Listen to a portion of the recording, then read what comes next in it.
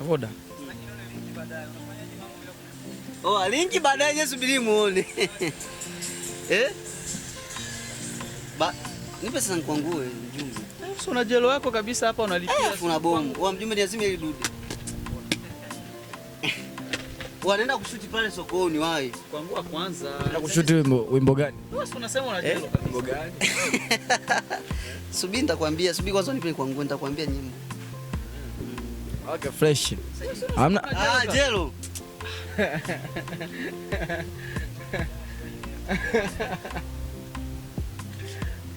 Pesa nyingi kaka. Hamna hela hapa. Pesa nyingi naona pochi. Hamna hela mzee. Acha kunipromote. Sio eti kwamba nakupromote, naziona pesa kwa. Sija kasababisha kwa pesa management. Yaani kuzungumza kwake hapo nishamkosa zamani. Haya bana, endelea na kipindi. Okay, poa blaza, asante. Wasalimie wengine huko. Bana, kwenye uwanja wa TWM mimi naitwa Ronnie Nyombinyo aka Kantu, tunaanza kipindi chetu namna hii. Karibu tena mtazamaji wetu wa TWM, yani Tajiri wa Moyo TV.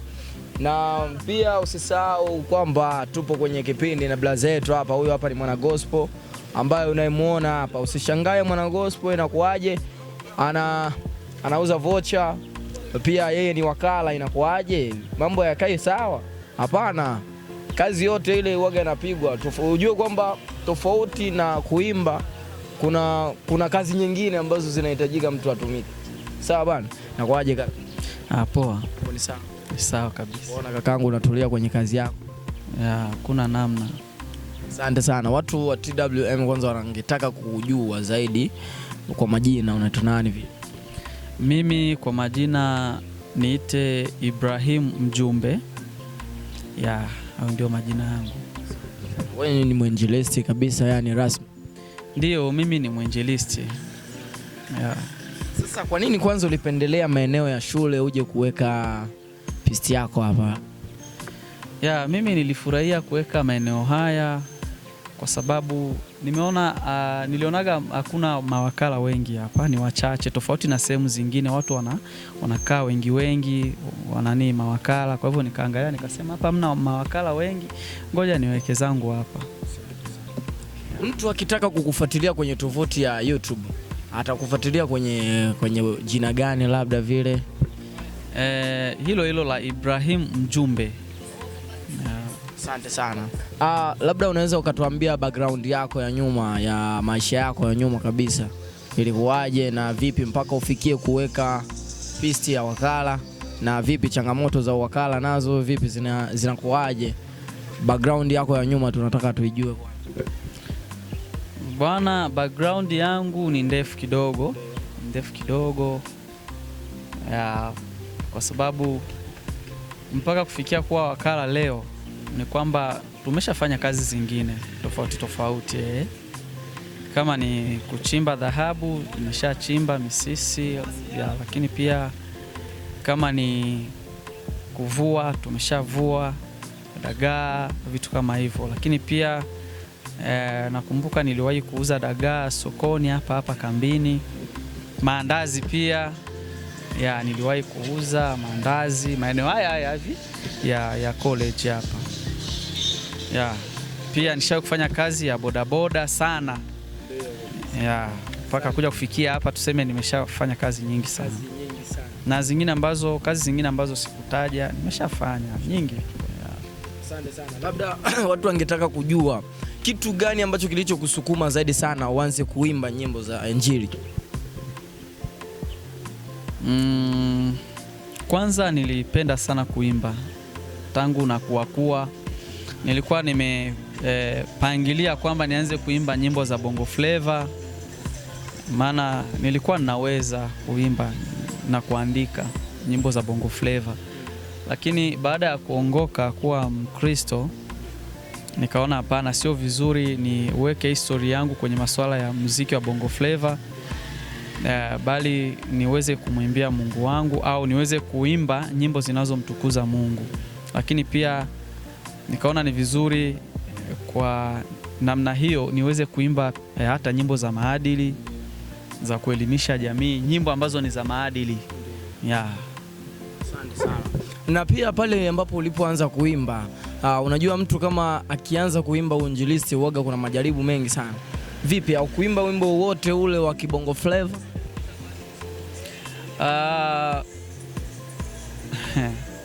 Katika nyimbo zangu za gospel niliwahi kuimba wimbo fulani hivi wa ndoa ambao watu wengine walikuwa nafikiri kwamba nimemuimbia mke wangu. Nimeimba kuhusu ndoa yangu, lakini si kweli, kwa sababu wakati naandika ule wimbo niliuandika, au tuseme nyimbo zangu zote huwa naandika kwa faida yangu kwanza mwenyewe, lakini pia na jamii inayonizunguka. Kwa sababu yale nayo yapitia mimi, wengine pia wanayapitia. Kwa hivyo nikiandika wimbo, naandika wimbo kwa sababu yangu mimi na watu wengine. Asante sana. Bane, tunatoka kwanza kwenye kipengele ya kuimba kwanza, tuangalie kwenye kipengele sasa cha kazi. Vipi, hapa changamoto gani ambazo unazozipitia kwenye hii kazi yako kaka? Kama vile kuuza voucher, pia kuuza unity, vyote hivyo. Kwenye hii kazi bwana, bado kuna changamoto kwa sababu ndo bado nimeanza. Na watu hawajajua kuhusu hawajanipata vizuri kwenye hii kazi. Unaona, watu wengi wananifahamu kama bodaboda. Lakini kwenye swala la uwakala najaribu kupromoti kwenye account yangu wa Facebook, kuposti kwenye WhatsApp status kule naweka, lakini bado sijawa na wale watu rasmi. Unajua kwenye kazi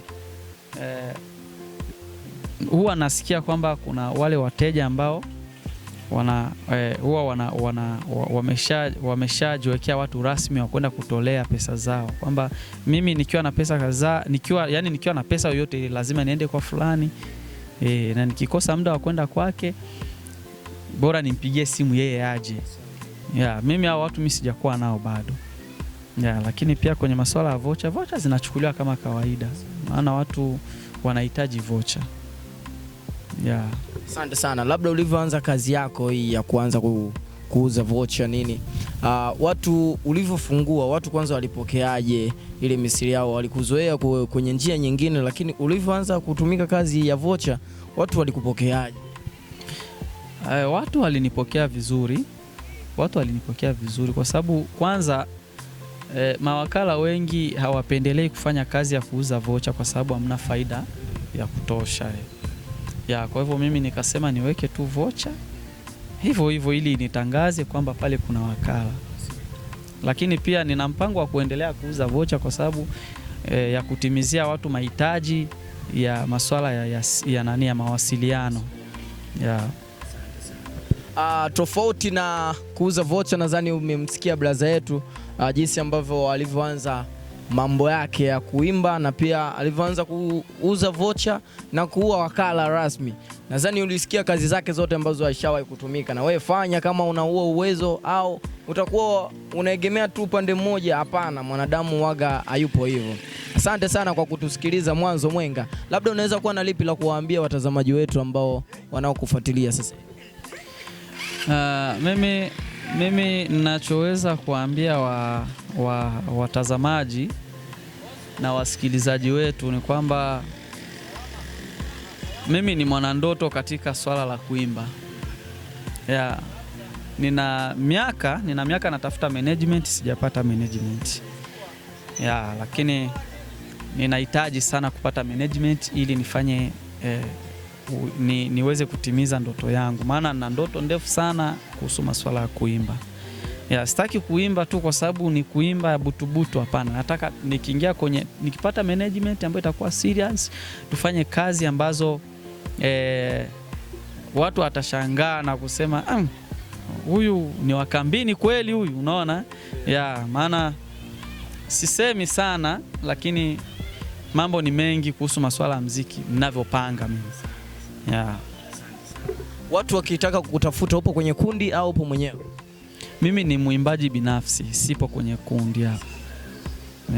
Watu wakitaka kukutafuta, wakutafute kwenye tovuti gani?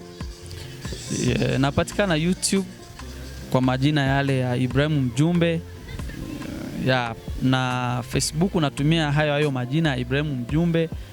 Ya, kwenye manani kwenye sijui TikTok huko wapi, Instagram sipo sana huko, kwa sababu unajua huwa nashindwa, kwa sababu huwa yani tuseme nina hali ya kukata tamaa kiasi fulani, kwa sababu ya kuona mbona kama watu hawanifuatilii vitu kama hivyo ya. Na labda mashabiki wangependa zaidi sana kujua tangu uanze nyimbo sasa hivi ushapiga nyimbo ngapi? Na pia je, kwa hizo nyimbo ni audio bure au ushawahi kushoot video? Mimi nina nyimbo kadhaa, nina nyimbo za kutosha tu. Ya, na nyimbo za kutosha zinaweza zikawa 8 hadi 10 hapo. Ya, lakini kwa zote hizo tuseme nina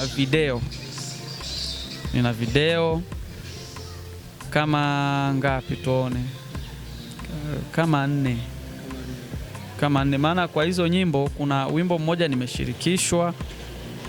nimeshirikishwa na nyimbo zingine nimeimba mwenyewe. Sasa kwa hiyo nilioshirikishwa ndo tuna video moja, lakini pia kuna video kama 3 hivi za kwangu mimi mwenyewe ambazo haziko kwenye akaunti yangu, ila kwenye akaunti yangu kuna audio tu.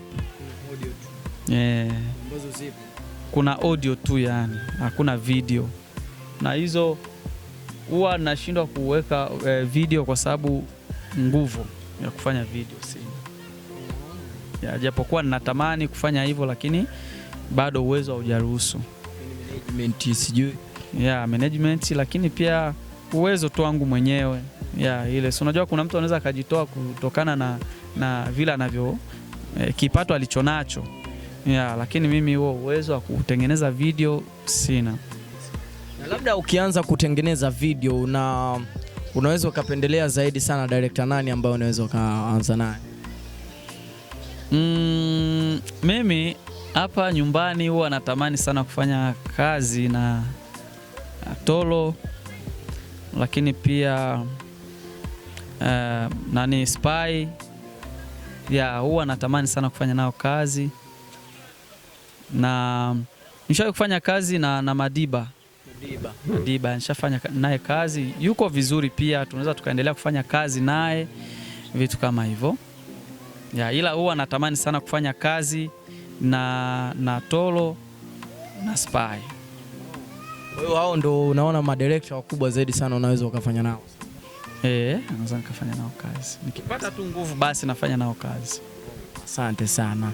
Labda unaweza kuwa na neno la kuambia kama vile madirector na pia na maproducer wale ambao tunao. Tumeona producer wetu mmoja ameshaenda Marekani. Hapa tumebaki na producer kama 2 hivi.